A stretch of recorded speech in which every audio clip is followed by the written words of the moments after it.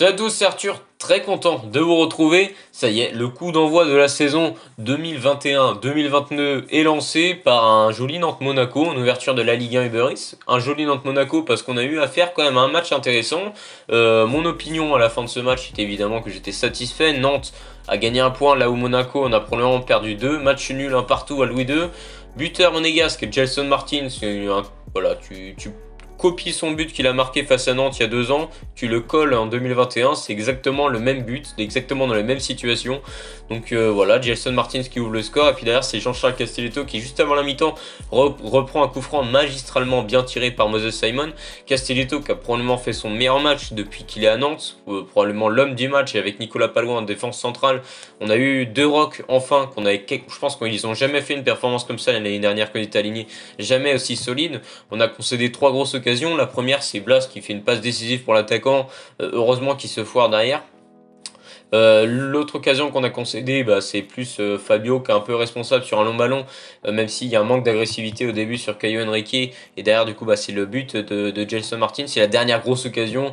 Voilà, on l'a vu à la fin, Renaud Aymon qui sauve sur sa ligne, un cafouillage, et puis qui a failli coûter cher à Nantes. Mais en soi, sur le reste de la performance, quand on sait que Monaco est une équipe ultra offensive, on le voit là, qu'ils ont encore mis une masterclass au Sparta Prague, il me semble, en Ligue des Champions.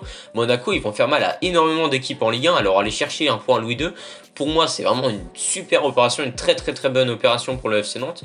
Du coup, c'est un peu porteur d'espoir pour la suite de la saison, dans le sens où collectivement, il n'y a que collectivement qu'on peut réussir, parce que si Blas et si Kolo Muani partent, évidemment que techniquement Nantes aura un effectif très amoindri. Du coup, la seule solution pour s'en sortir, c'est un peu ce qu'on a fait face à Monaco, c'est un respect du schéma tactique de Combaré, et ce sur la longueur de la première à la 38e journée, et c'est des joueurs qui mettent de l'intensité et qui se battent un peu sur le terrain, un peu comme Moutoussamy l'a fait. C'est un peu à l'image de ce qu'on doit produire. Moutoussamy m'a agréablement surpris face à Monaco. Faut quand même rappeler que l'année dernière, il était un flop remplaçant qui rentrait jamais au Fortuna Sittard dans un club paumé des Pays-Bas. Il arrive et il s'apprête à jouer contre une équipe qui joue en Ligue des Champions actuellement, les phases de qualification. Donc il arrive, on le titularise face à Monaco. Moi, j'avais pas forcément flairé le bon coup, quoi. Tu vois, tu m'aurais dit, il va mettre un triplé ce soir, je t'aurais jamais cru. Et au final, il a quand même fait un très bon match, pas tant offensivement, mais défensivement, tu sentais qu'il y avait de l'intensité. Bon, balle au pied, ouais, je sais pas s'il a perdu, il a jamais été non plus Lionel Messi, mais tu le sens beaucoup moins à l'aise. Maintenant, il ose et il met de l'intensité, donc il m'a agréablement surpris sur ce match, probablement dans le top 4 des meilleurs Nantais de la rencontre. Les flops, ça change pas, c'est les latéraux. Lafont, il m'a fait quelques petites frayeurs, mais au final, bon, Lafont, il a l'air quand même un peu concerné. Simon aussi. Par contre, Blas Kolo Muani, faudra voir, parce que Blas a été le pire Nantais sur le match, ça c'est indéniable. Il avait déjà la tête à Leipzig, ou je sais dans quel club. Blas c'est un super joueur, mais s'il nous fait ça toute la saison, moi je le dis direct, j'ai pas envie de le garder. Autant mettre Merlin, un mec, on l'a vu sur son rentrée, Merlin il a parcouru 43 km en 12 minutes. Autant mettre un mec qui court et qui fait les efforts défensifs, parce que là il a limite pénalisé Apia, qui s'est souvent retrouvé en situation de 2 contre 1, et c'est d'ailleurs là-dessus qu'on se prend le but. Donc voilà. Apia qui a aussi fait un match assez correct dans l'ensemble, moins que son compère Fabio côté gauche, latéral gauche, problème historique au FC Nantes, on n'en parle même plus. Du coup, dans l'ensemble, match solide collectivement, mais quelques joueurs qui individuellement ont peiné. Néanmoins, on va ressortir la performance XXL de Castelletto-Pallois. Pallois, ça me surprend pas. Castelletto, ça m'a vraiment surpris, parce que pour le coup, il a vraiment réussi à être complémentaire à Pallois. C'est-à-dire que Pallois, il a peut-être bien été passé 2-3 fois dans le match, et Castelletto a vraiment été impeccable sur quasiment chacune de ses sorties. En plus, ça, c'est lui qui offre un point à Nantes sur un corner où il la reprend vraiment bien. Il monte plus haut que tout le monde et bam, inarrêtable pour le gardien.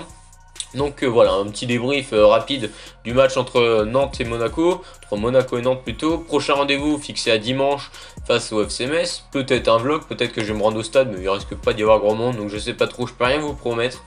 On verra bien. Tout ce que je peux vous promettre, c'est que je vous assure que dans l'année, j'essaierai d'aller voir un match. Peu importe la situation sanitaire, hein. S'il faut que en jet privé on me dépose et je descende en parachute alors que je n'ai pas le droit, je le ferai.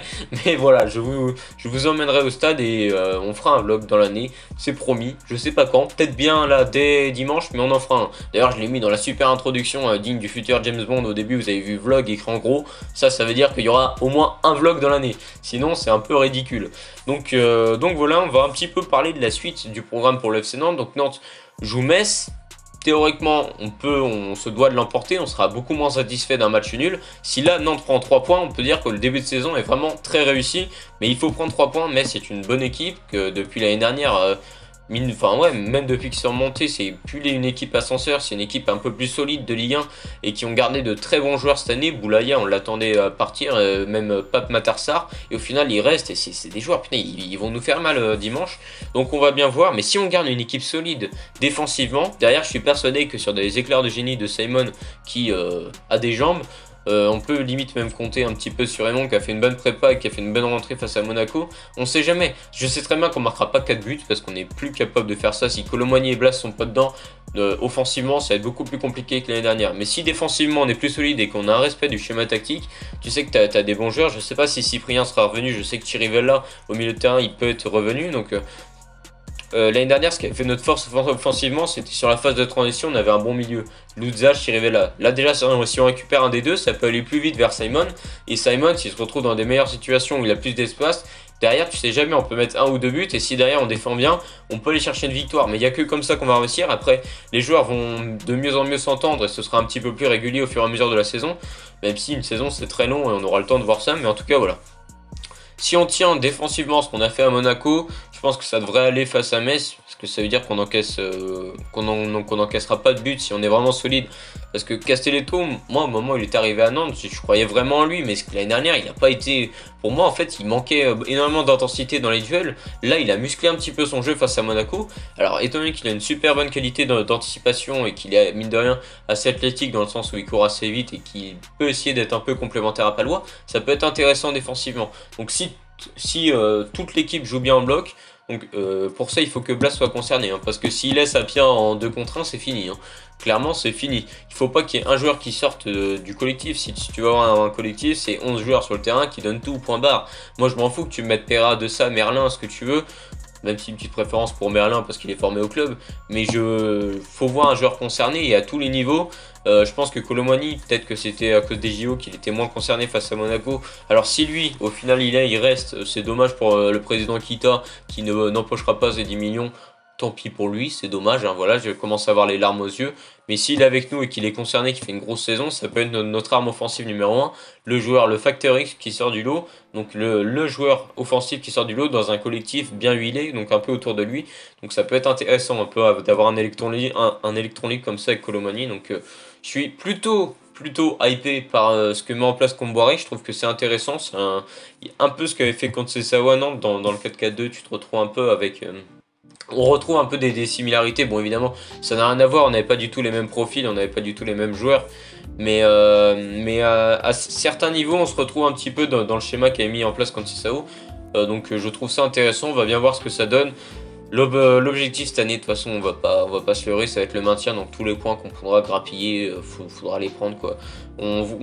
Je pense qu'il peut y avoir des équipes là qui paraissent un peu fières avec le mercato et qui vont tomber de haut parce que en termes de profil ça va pas correspondre. Sur le papier on aura beau se dire ouais ils ont des super joueurs, mais on va voir qu'au fur et à mesure de la saison c'est des joueurs qui vont pas forcément s'entendre eux et on va peut-être probablement se retrouver avec des grosses surprises cette année, je pense, avec des équipes qui vont se retrouver en bas alors qu'ils se visaient probablement dans le top 10. Donc on verra bien. En tout cas voilà, moi j'espère que Nantes va quand même faire quelque chose cette année. On sait tout ce qui se passe autour du club. Moi le premier j'ai envie que Kita se casse. Mais c'est pas pour autant que Kita va m'empêcher d'aller au stade, d'aller supporter mon équipe.